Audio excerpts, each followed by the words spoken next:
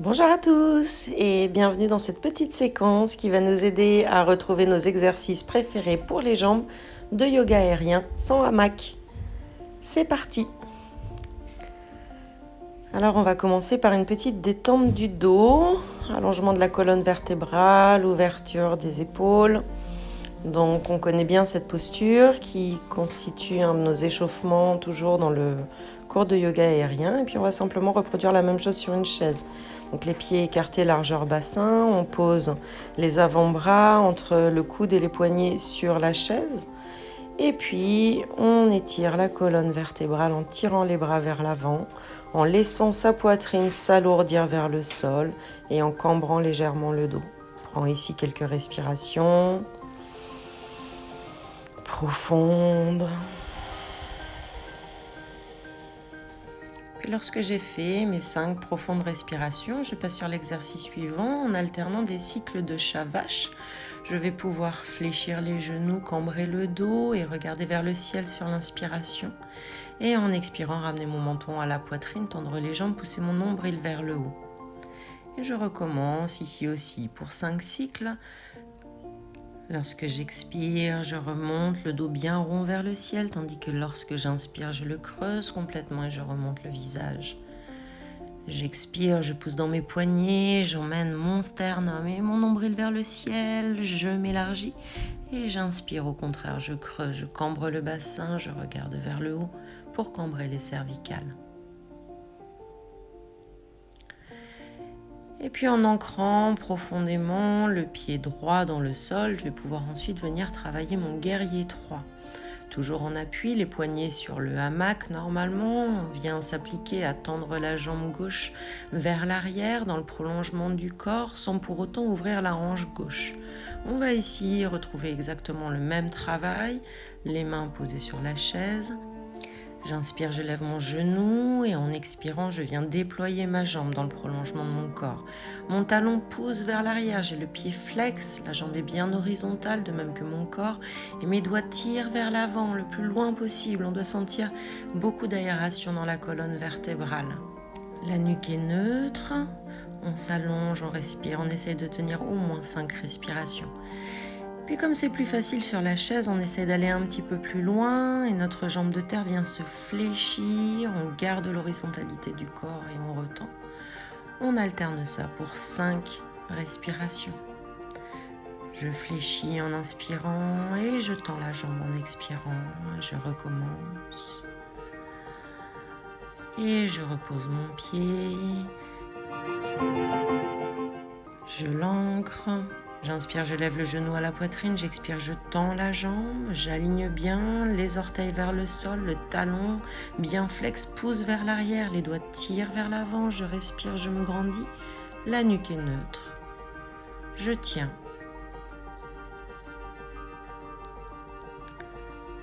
Je respire profondément.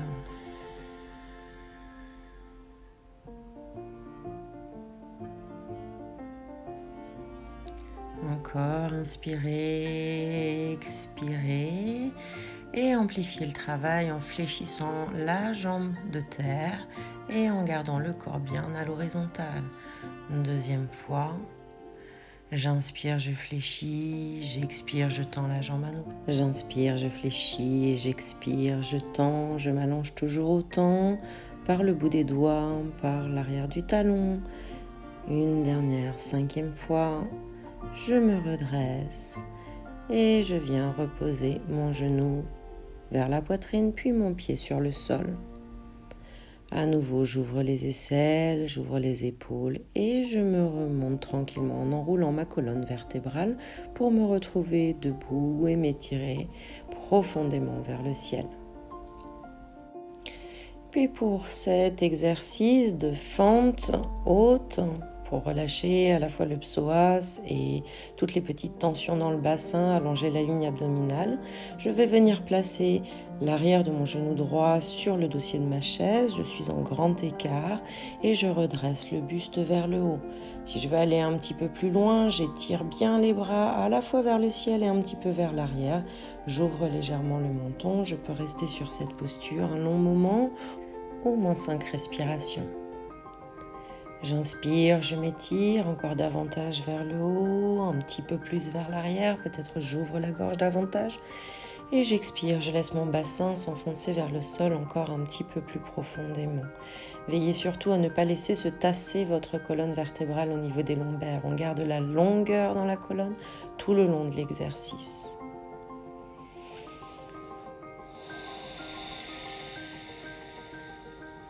Inspirez, ouvrez, grandissez-vous. Et expirez, laissez le bassin s'abaisser encore davantage. Restez solide dans la jambe de terre, le fessier légèrement contracté pour aller chercher un petit peu plus loin dans l'étirement du psoas.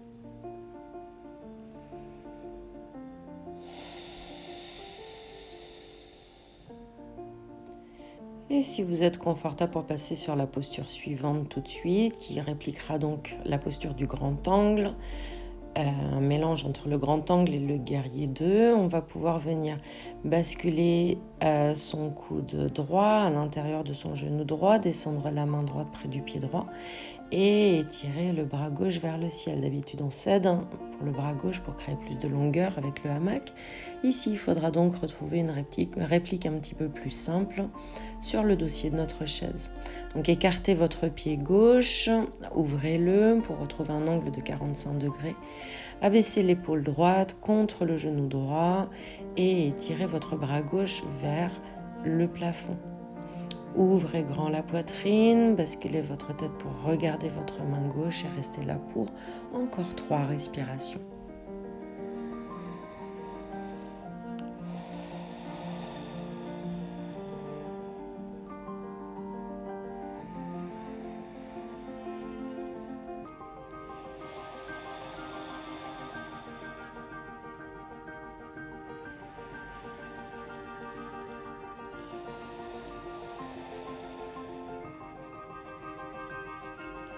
Et puis on va pouvoir se préparer pour venir répliquer notre posture de la demi-pince que l'on pratique debout dans le hamac.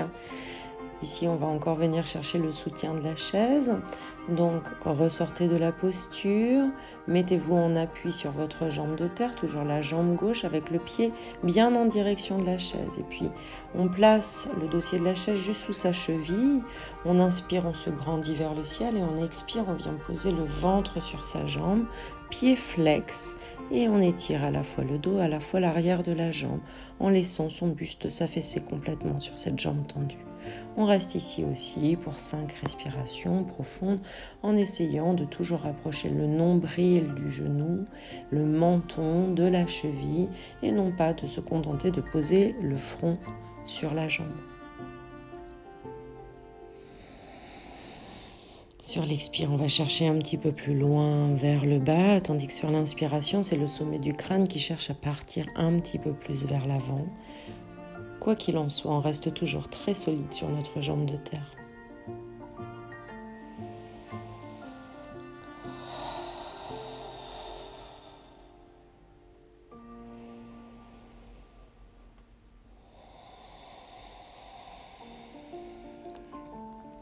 Et puis on va pouvoir tranquillement se redresser et venir chercher ici une version d'une fente dynamique qui va nous permettre de venir à la fois renforcer la cuisse et le fessier. On va donc pouvoir se redresser, se tourner et laisser le hamac normalement, mais ici la chaise dans notre dos et venir y poser le coup de pied de notre pied droit toujours pour venir fléchir, étendre notre jambe de terre et la renforcer tout en gardant le dos complètement droit pendant toute la durée de l'exercice. Donc ici, je vous montre simplement l'exemple en gardant le pied sur le dossier. Ça pourrait être un petit peu trop haut. Donc je vous invite éventuellement à vous poser la question si vous sentez que votre buste part trop vers l'avant, à retourner la chaise et à venir cette fois-ci poser le coup de pied sur l'assise de la chaise. Donc je suis suffisamment avancée avec mon pied gauche loin devant ma chaise pour pouvoir descendre et fléchir mes 2 genoux lorsque je descends pour presque poser mon genou droit au sol. Je garde mon dos bien droit, j'inspire et je fléchis la jambe et j'expire, je la retends. Tout ça en laissant vraiment un contrôle, en gardant un contrôle sur notre bassin de sorte que la hanche gauche ne file pas sur la gauche à chaque fois que l'on descend. On continue tranquillement. Notre objectif ici, ça va être donc de faire 10 fentes dynamiques bien contrôlées.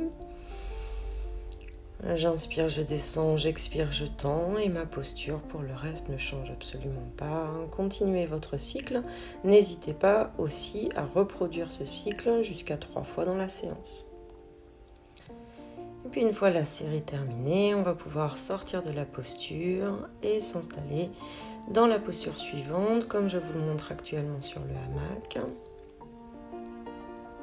Donc le pied droit bien ancré dans le sol, on va venir placer notre genou gauche dans notre dossier de chaise et puis en inspirant, lever les bras au ciel, ouvrir la poitrine, regarder le bout de ses doigts en essayant d'incliner un petit peu la tête et en ouvrant bien la gorge. On reste ici pour 5 respirations en étant bien solide dans sa jambe de terre, dans sa jambe droite et en allongeant la colonne toujours plus haut. Sur l'inspire, je l'agrandis, sur l'expire, je laisse mon bassin s'affaisser un petit peu davantage. Je suis partie pour encore 3 respirations. J'inspire profondément et j'expire.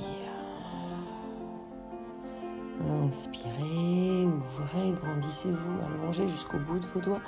Et expirez, laissez le bassin se rapprocher du sol et encore une fois.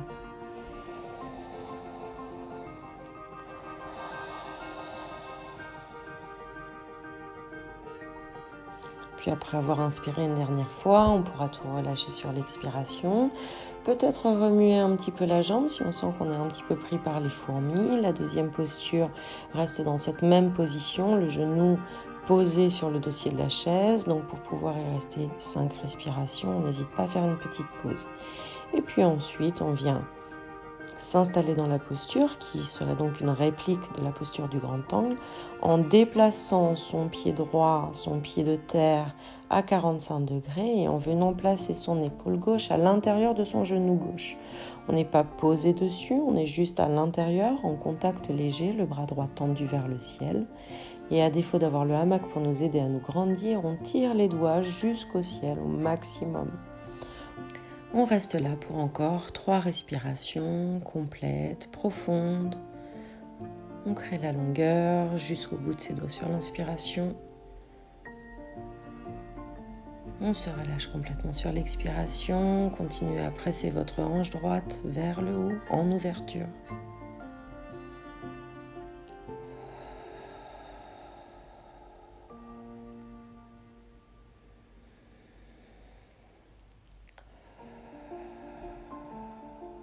Le regard toujours dirigé vers le haut. Prenez une dernière inspiration. Et sur l'expiration, relâchez. On va venir ensuite s'installer dans la posture de la pince, de la demi-pince, debout. Alors on se ressort de la posture de la pince, on déplace son pied droit pour qu'il pointe en direction de la chaise, suffisamment éloigné vers l'arrière de la chaise pour qu'on puisse tendre la jambe gauche et déposer la cheville sur le dossier. On inspire, on prend un grand étirement, beaucoup d'autograndissement vers le ciel avant d'expirer et d'aller déposer le nombril sur la cuisse et le sternum sur le genou. On allonge bien la colonne vertébrale avant de relâcher la tête. Il faut vraiment sentir que l'objectif, ce n'est pas d'aller poser le front sur la jambe, mais bien d'allonger l'intégralité du buste sur la jambe, donc de s'allonger au maximum. Le pied gauche bien flex, la jambe bien tendue, on se relâche ici, on crée de l'espace.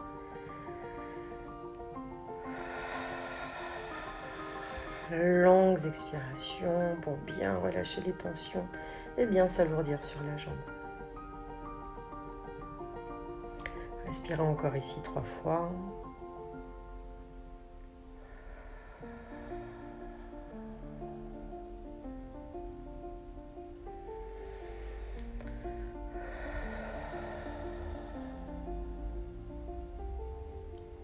Et puis tranquillement, sur le temps d'une grande inspiration, on va pouvoir allonger son dos et tirer les bras devant ses pieds et se redresser en direction du ciel pour se relâcher et pouvoir s'installer dans la posture suivante, donc de la fente dynamique. Comme on peut le voir pour l'instant sur la posture qu'on réalise sur le hamac. On trouve donc la bonne distance et on s'installe. Cette fois-ci, on tourne le dos à la chaise. On tient son buste bien droit, on fléchit les deux genoux en essayant de garder le buste à la verticale. Si on voit que c'est trop difficile, comme tout à l'heure, on va préférer se redresser, tourner notre chaise de sorte que l'on puisse poser le pied sur l'assise et non pas sur le dossier. C'est vraiment important de garder la bonne position ici, donc n'hésitez pas à retourner votre chaise si nécessaire. On prend le bon écart, suffisamment loin vers l'avant pour pouvoir faire une belle fente et déposer le genou gauche sur le sol lorsque l'on descend. On veille aussi à ce que le genou droit, lorsqu'on le fléchit, ne dépasse pas le niveau du coude-pied. On voudrait être toujours en mesure de voir ses orteils pour être sûr qu'il n'y ait pas trop de pression sur le genou. Comme tout à l'heure, notre objectif, ça va être donc de faire une dizaine de répétitions en contrôle, sans laisser sa hanche droite basculer vers la droite. Prenez votre temps, continuez à votre rythme de faire vos 10 répétitions.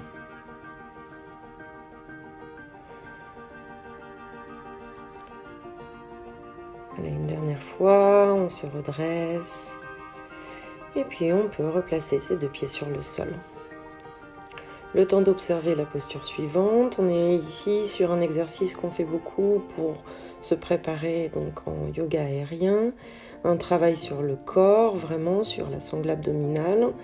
Une traction avec les psoas pour venir replacer ses fesses au-dessus de ses épaules. C'est vrai que ça va être difficile avec la chaise de retrouver exactement la même chose, mais on va pouvoir faire un exercice qui s'en rapproche, qui te fait travailler aussi bien les abdominaux que les épaules, que les bras, comme on le fait dans l'exercice normal. Donc ici, je pose mes pieds sur l'assise de la chaise, je pars dans une posture entre le chien tête en bas et la planche, et j'avance tranquillement mes épaules jusqu'au bout de mes doigts et je repars vers l'arrière. On va faire des séries ici de 5 répétitions, on peut faire une petite pause entre deux, mais l'idéal ce serait de reproduire le cycle 3 fois environ. Donc prenez le temps à votre rythme de faire votre cycle au complet, peut-être de faire une petite pause, vous mettez la vidéo sur pause et vous refaites un autre cycle une fois que vous vous êtes un petit peu reposé. Et puis finalement on sort de la posture, on observe 2 secondes ce qui va se passer donc sur le hamac, sur une posture en inversion avec les pieds les jambes en forme de chauve-souris. Comment je vais répliquer ça d'une manière beaucoup plus solide finalement sur le sol. Donc je vous encourage à ne pratiquer cette option que si vous la maîtrisez suffisamment, que vous avez quelqu'un qui peut vous assister en se mettant derrière et en vous protégeant. Je commence par bien étirer mes épaules, pousser dans mes mains pour allonger mes dorsaux, créer de l'espace, mon ventre en direction des cuisses, bien créer de la longueur. Et ensuite, je viens déposer mes avant-bras sur le sol, je dessine un triangle de stabilité entre mes coudes et mes poignets et je pose le sommet du crâne sur le sol. Ici, en venant déplacer les fesses au-dessus des épaules, on va pouvoir commencer à retrouver le travail de la posture sur la tête. On peut garder les 2 pieds sur la chaise si on n'est pas à l'aise et qu'on n'a personne pour nous protéger par derrière. Ou alors, on tend une jambe vers le plafond. Et si on la tend vraiment bien et qu'on repousse dans nos dorsaux, qu'on repousse le sol avec ses bras et qu'on est vraiment solide, on va se rendre compte que même sans aller chercher tout à fait la verticale, notre jambe posée sur la chaise va avoir tendance à se décoller. On y reste quelques instants, toujours en sécurité, puis on change de jambe. Pour ceux qui sont vraiment à l'aise, et seulement ceux-là, ceux qui ont l'habitude de faire la posture sur la tête déjà par leurs propres moyens, on peut venir travailler à l'écart en utilisant cette même technique. Donc on laisse une jambe partir un petit peu plus vers l'arrière.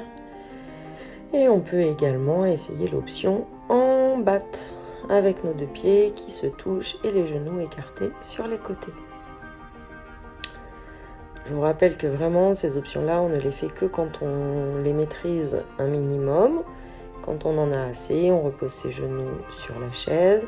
On vient faire une petite pause en posture de l'enfant, les fesses posées sur les talons et le front dans le vide ou sur la chaise en fonction de la place dont on dispose.